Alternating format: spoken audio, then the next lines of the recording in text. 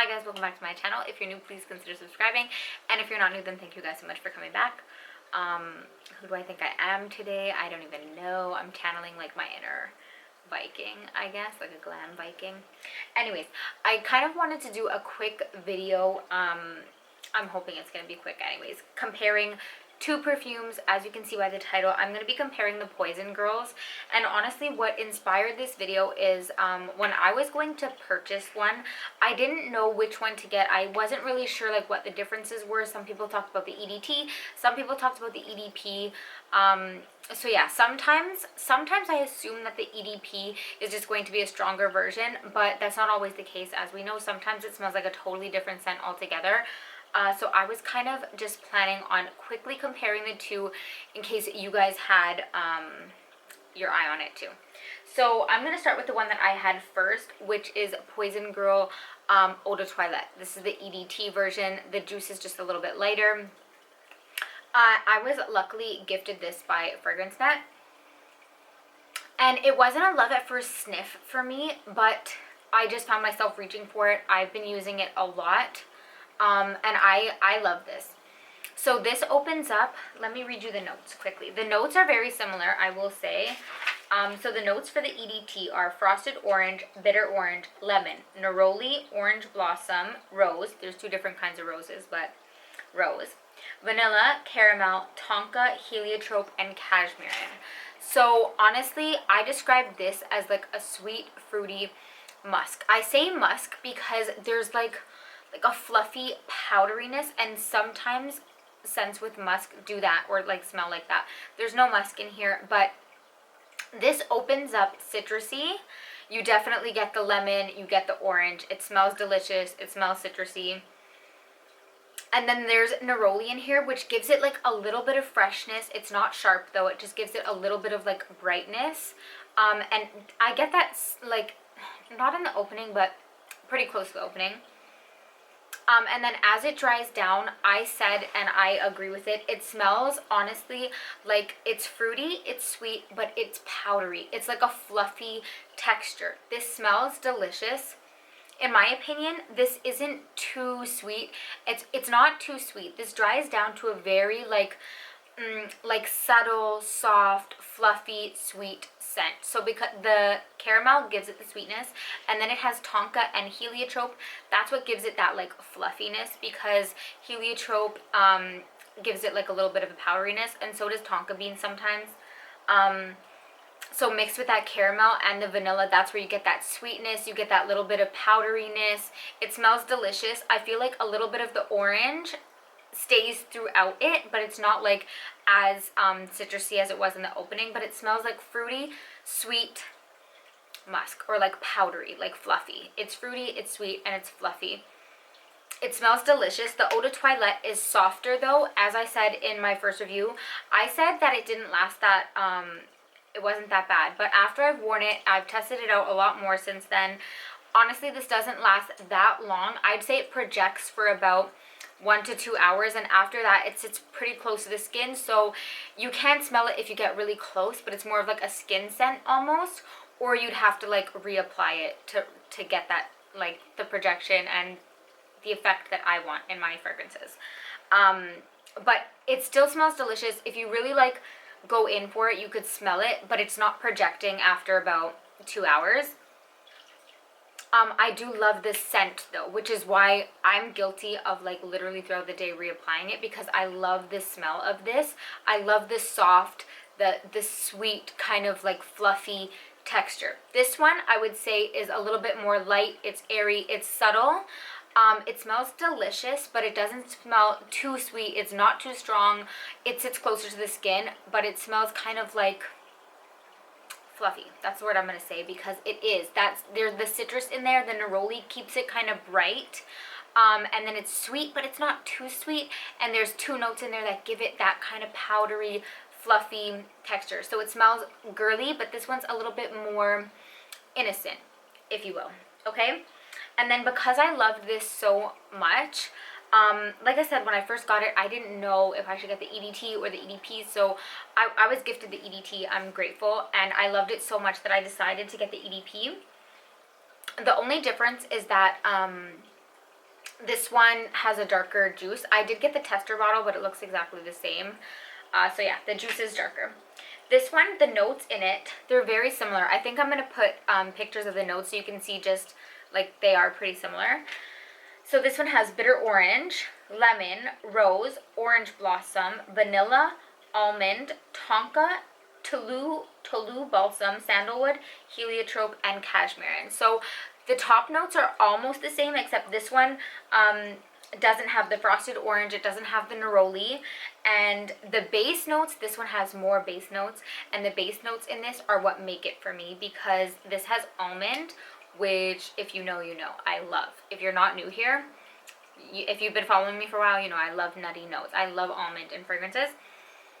And I'm so happy to say that I can pick up on the almond. It's not almond heavy like Hypnotic Poison. That one is like the most precious, delicious almond. This isn't as like almond heavy as that, but I can pick it up, and the almond adds a little bit of sweetness.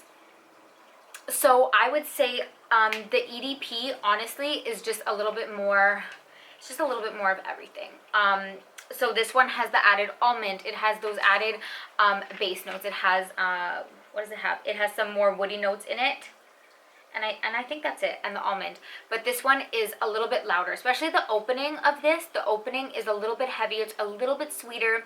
It's a little bit more seductive, okay? So I would say the DNA of these is so similar, so similar. You can definitely smell the notes. You'll see the notes are very similar.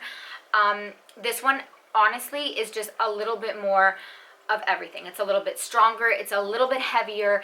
This one's a little bit more dense, as the EDT is a little bit lighter, a little bit more airy, because it has more citrus notes in it, and it does have that neroli, which adds like a little bit of freshness. And because it's not like, it doesn't project too much, it sits closer to the skin, and it doesn't last as long. The EDT is lighter. You know, this one is a little bit more dense. It's a little bit heavier, especially in the opening, I will say, which makes it a little bit more seductive. You know, it's just, this is, I feel like the EDT is like the daytime. You could wear it, I feel like the EDT I could wear all the time. Call me crazy. I know some people are going to call me crazy anyways, but the EDT I feel like you could wear anytime, day, night, wherever. It's not that offensive. It smells sweet and delicious, but it's not beastly. So I feel like that would be the day version, and this would be the night version. This is like the older sister. She's a little bit naughtier, but in the opening is stronger. It's a little bit denser. It's a little bit sweeter. It's just honestly a little bit more, but it's the same. Just I feel like everything's amped up a little bit. But in the dry down, these do smell so similar. I sprayed them here. Let me just double check. Yeah, I feel like you can tell the biggest difference in the opening. When you first spray them both, this one's stronger, and it seems like a little bit more of everything. You know, this one in the opening, you could definitely tell they're different, because the EDT opens up a lot more citrusy and a little bit like it has that fresh note in it. Where the EDP in the opening, it seems heavier, more seductive, but the dry down of them, you get the same kind of fluffy. Think of the texture of velvet, like that kind of soft, fuzzy texture. That's what I get in the dry down, and I think it's because it still has the heliotrope, it still has the tonka bean, which I love. I love the dry down. I'm really happy that they're not too different. This one is just, like I said, it's a little bit more of everything, so it is gonna last longer. It lasts longer. It projects a little bit more. It is a tiny bit sweeter. I'm not gonna say it's too much sweeter. This one is just a little bit more dense, especially in the opening, but in the dry down, they are very, very similar. And in the dry down is what I love. The only difference I would say is that there's a tiny bit more sweetness and a tiny bit more creaminess because of that almond. The almond adds a little bit of creaminess and a little bit of sweetness. The EDT gets the creamy sweetness from the caramel, because the caramel is still sweet and it's still a little bit creamy. This one gets it from the almond, but it has the almond, it has the heliotrope, it has the tonka bean, it has the woody notes. It's just a little bit darker, a little bit, okay? But I feel like if you like the EDT, you would love this. I mean, I guess it depends. Here's what I'm gonna say. Ultimately, if you like a softer scent, if if you want something that you could wear anytime, all the time, and longevity doesn't really matter to you, I would get the EDT. However, if you're someone who likes their scents to project, if you like something a little bit heavier and that's gonna last longer, I feel like get the EDP. The dry down of them is literally, the dry down is so similar.